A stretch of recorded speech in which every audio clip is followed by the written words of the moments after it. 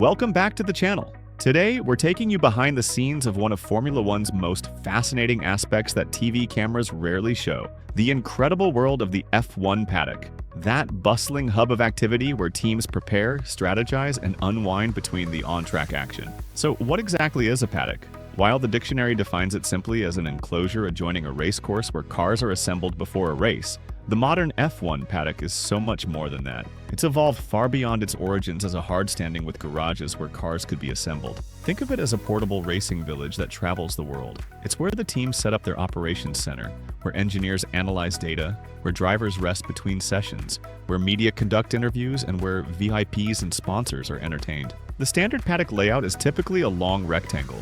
On one side, you have the pit building with garages. On the opposite side, you'll find the team motorhomes, or temporary hospitality structures. This creates a central thoroughfare where team personnel, drivers, media, and guests mingle throughout the race weekend. The most visually striking elements of any European paddock are the team motorhomes, though motorhome is a massive understatement for these structures. Red Bull's motorhome, for example, is a 3-story, 13,000 square foot building with offices, a coffee bar, and a private chef. And remember, this entire structure is built and dismantled at each race. These impressive facilities have evolved dramatically over the decades. In the 1970s and 80s, teams would simply bring an actual motorhome or bus with some garden furniture. By the 1990s, the concept transformed into the multi-story architectural marvels we see today. For engineers and garage crew, these structures provide a place to relax between sessions, enjoy quality meals, and occasionally meet with media or sponsors. For team principals and executives,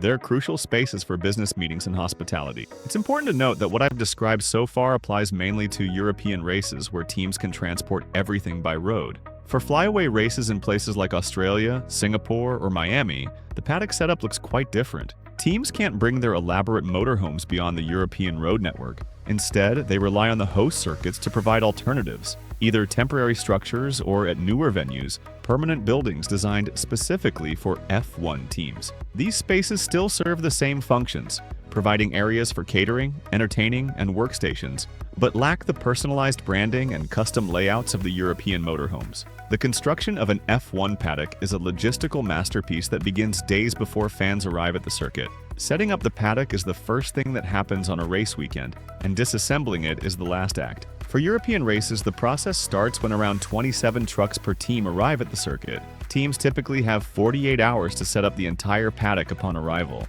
The priority is constructing the garages and technical areas where the cars will be prepared. Next come the motorhomes, which are architectural puzzles of prefabricated sections. These structures take around 32 hours to assemble completely, requiring substantial crews working around the clock. Everything must be precisely positioned according to FIA regulations, with power, water, and data connections all properly installed. By Wednesday afternoon of race week, the entire paddock must be fully operational and ready for the media day on Thursday. As impressive as the setup is, the dismantling process is even more remarkable.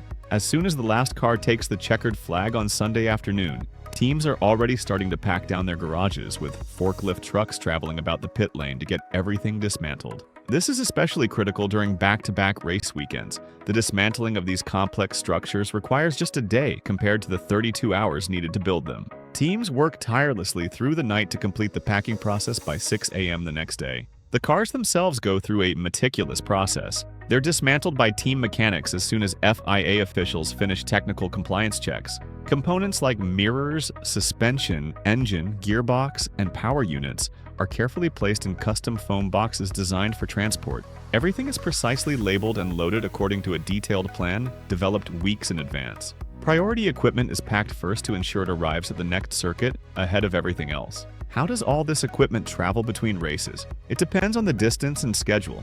For European races, everything moves by road. Teams' motorhomes are dismantled and packed into trucks, then driven to the next event. 2 or 3 drivers work in shifts for each truck, covering long distances to arrive at the next venue by Monday night. For flyaway races, the logistics become even more complex. Teams pack everything they need onto aircraft pallets for cargo planes. The moment the race ends, the pack-up begins, with the most important equipment loaded onto chartered Boeing 777s. Some equipment moves by sea to save costs. Teams begin shipping 5 sets of non-critical equipment in January for the first 5 flyaway races of the season, with this cargo traveling on rotation around the world. All of this is coordinated by F1's official logistics partner, DHL, which ensures that every piece of equipment arrives exactly when and where it's needed. For those lucky enough to access the paddock during a race weekend, it's a unique experience unlike any other in sports. Walking through this exclusive area, you might see drivers relaxing between sessions, engineers huddled over data screens, or celebrities being escorted to team hospitality. The paddock has its own rhythm and culture. Mornings are typically quiet as teams prepare for the day. Midday sees a flurry of activity with media sessions and VIP tours. Evenings often feature sponsor events and strategy meetings for the following day. The paddock is where deals are made, where rivalries form, and where the human stories behind the racing unfold. It's the beating heart of Formula One that makes the sport so much more than just cars driving in circles. With F1 committed to achieving net zero carbon emissions by 2030, paddock logistics are evolving. Recent sustainability initiatives include redesigned freight containers shipped in more fuel-efficient aircraft, implementation of remote broadcasting, and creation of strategic hubs in Europe, the UAE, and the United States to reduce transport distances. The sport has also begun regionalizing its calendar, grouping races by geography to minimize travel distances. These efforts have already reduced emissions significantly, though there's still work to be done. The F1 paddock is an engineering and logistical marvel that most fans never fully appreciate. This traveling circus of high technology and luxury represents the pinnacle of sports logistics,